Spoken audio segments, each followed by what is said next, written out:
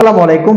কলকাতার উইকেটে মনে হচ্ছে যে মিরপুর মনে হচ্ছে ভর করছে ইন্ডিয়া এবং সাউথ আফ্রিকার যে টেস্টটাতে, যেটাতে কালকে কিন্তু যখন মনে হচ্ছিল ইন্ডিয়া 189 অল আউট হয়ে গেল, প্রথমে সাউথ আফ্রিকা 159, তারপরে 150-র ওপারে দুইবারই কিন্তু সাউথ আফ্রিকা আউট হয়েছে। আজকে কিন্তু রিসেন্ট আমার ইন্ডিয়া কিন্তু নামছে এবং খেলা শুরু হতে, রান না শুরু হতে কিন্তু একটা উইকেট পড়ে গেছে। প্রশ্ন হচ্ছে ইন্ডিয়া কি হারবে? না, ইন্ডিয়া হচ্ছে কলকাতার এই পিচটা এরকম হয়, যদিও আমরা জানি কিন্তু কলকাতার পিচটা ব্যাটিং পিচ এবং ওখানে কিন্তু অনেক সময় রূপ ধারণ করে, কিন্তু এশিয়ার মধ্যে বর্তমানে কিন্তু শীতকাল চলছে, যার কারণে কিন্তু পিচের আর্দ্রতা বা কন্ডিশন চেঞ্জ হওয়ার সম্ভাবনা, বিশেষ করে এশিয়া মহাদেশে এখন শীতকাল চলছে, এটা একটা মেইন কারণ। দ্বিতীয়ত হচ্ছে ইন্ডিয়ার যদি আপনি স্কোয়াড দেখেন, জাসওয়াল থেকে শুরু করে গিল কিন্তু বর্তমানে অসুস্থ, এবং টোটালি যদি আমার কাছে মনে হয় যে এই এই 124 রানের টার্গেট যেটা ইন্ডিয়ার দরকার, সেটা কিন্তু অনায়াসে অনায়াসে কিন্তু ইন্ডিয়া তুলতে পারবে।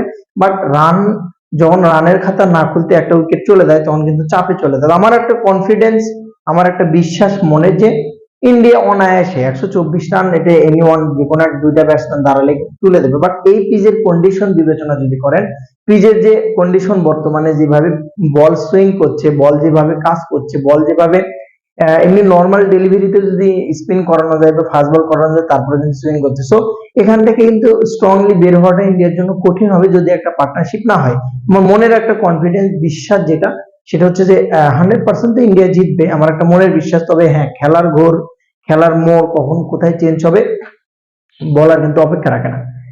বুমরার 5 উইকেট এবং রবীন্দ্র জাদেজার 4 উইকেট, 9 উইকেট নিয়েছে, একদিনে পড়েছে 15টা উইকেট, যেটা কিন্তু টেস্ট ক্রিকেটের জন্য খুবই একটা হতাশাজনক এবং লজ্জাজনক। টেস্ট ক্রিকেট হচ্ছে ধৈর্যর খেলা, যে ধৈর্য যদি ঠিকঠাক ভাবে যদি ব্যাটসম্যানেরা প্রয়োগ না করতে পারে, ধৈর্যটা ঠিকঠাক ভাবে যদি নিজের অ্যাবিলিটি প্রয়োগ না করতে পারে, তাহলে কিন্তু খুব কষ্টসাধ্য একটা বিষয়।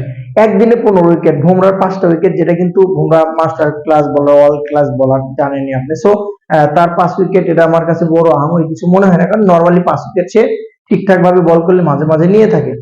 জাদেজার বিষয়ে সবচেয়ে বেশি আমার কাছে অবাক করেছে যে, যেহেতু ফাস্ট বোলিং পিচ, মার্কো জনসনের কথা যদি বলেন, আপনি প্রথম উইকেটটা ফালাই দিচ্ছে, এবং সাউথ আফ্রিকার বোলিং ইউনিটটা যদি দেখেন, দুর্দান্ত লেভেলের কিন্তু বল বল করেছেন। সেদিক থেকে স্পিনের তুলনায় কিন্তু ফাস্ট বোলাররা এখানে সুবিধা বেশি পাওয়ার কথা, এবং পাচ্ছেও বলা চলে। সেখানে রবীন্দ্র জাদেজার 4-4টা উইকেট আপনাকে কিন্তু ভাবাবে। জাদেজার উইকেট গুলো যদি আপনি দেখেন, যে জাদেজার কথা বারবার মনে হলে চেন্নাইয়ের কথা চলে আসে। আসলে চেন্নাই এতটা বছর, এক যুগের বেশি মানুষটা কাটানোর পরে রাজস্থানের হয়ে এবার খেলবে, এটা ভাই হতাশা ছাড়া মানে যে কোনো একটা ক্রিকেট ফ্যান এটা মানে নেওয়া অনেক কষ্টের বিষয়। এখন বর্তমানে নাও যে আমি কথা বলছি, এখন যে খেলার কন্ডিশন, তাতে আমার কাছে মনে হচ্ছে যে 124 রান 1 উইকেট পড়াটা কিছুটা কঠিন হয়ে দাঁড়াচ্ছে ইন্ডিয়ার কাছে। তবে যদি একটা থেকে দুইটা পার্টনারশিপ করতে পারে ইন্ডিয়া, তাহলে কিন্তু সম্ভব।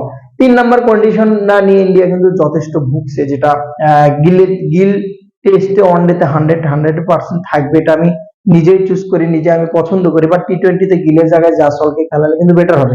3 নাম্বার কন্ডিশনটাতে আমি মনে করি যে বর্তমানে হয়তোবা রাহুল বা জাসওয়ালকে দিয়ে ওপেনিং করানো হচ্ছে। ওয়াশিংটন সুন্দরকে আজকে নামানো হয়েছে, তারা একটা পরীক্ষা নিরীক্ষার ভিতর দিয়ে যাচ্ছে। তবে গিল কিন্তু টেস্টের জন্য সত্যিকার অর্থে পারফেক্ট, এবং তার সুস্থতা কামনা করছি। এখন পর্যন্ত যে স্কোর, যেটা 6 রান 1 উইকেটে রয়েছে, এখান থেকে ইন্ডিয়াকে কামব্যাক করতে হলে অবশ্যই স্ট্রংলি কামব্যাক করতে হবে। পার্টনারশিপটা ইম্পর্টেন্ট।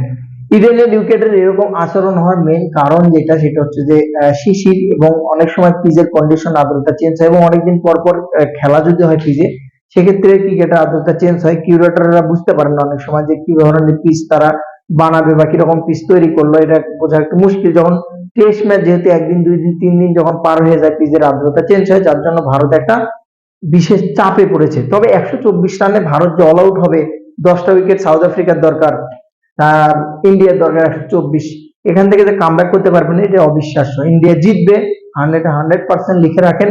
আমি মনে করি, আমার আর মনের কনফিডেন্স, ইন্ডিয়া এখান থেকে কামব্যাক করে, সুন্দর একটা কামব্যাক করে জিতবে India. Best of luck, best of luck Rabindra Jadeja 4 wicket এবং বুমরাকে 5 উইকেট নেওয়ার জন্য অসংখ্য ধন্যবাদ।